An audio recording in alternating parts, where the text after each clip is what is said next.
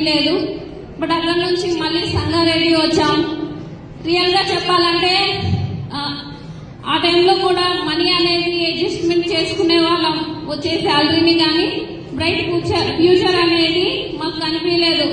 But అదే టైంలో real గానే గాడ్ రూపంలో మా ఇంటికి వచ్చారనమాట. అనిల్ సార్ ద్వారాగా ఈ ఆపర్చునిటీ వచ్చింది.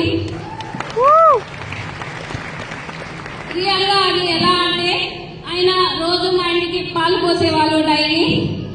రియల్ గా ఆయన ఒక రోజు ఇన్విటేషన్ చేశారు, ప్లాన్ విన్నాము, నచ్చింది.